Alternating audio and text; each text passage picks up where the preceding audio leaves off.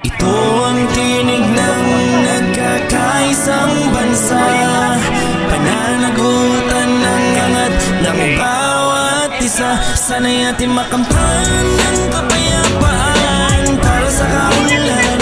Dapat ay pagpusan at ilawan ang daan, tiwala ng sambayanang Pilipino. Kumusta ka? Mukhang hindi mabuti ang masaganang ani. Bakit ngayon ay butil? Bakit ganito Pilipinas? Pilit ka nilang Pilipinas, dami na pinili lumikas, halos napipit umiwas.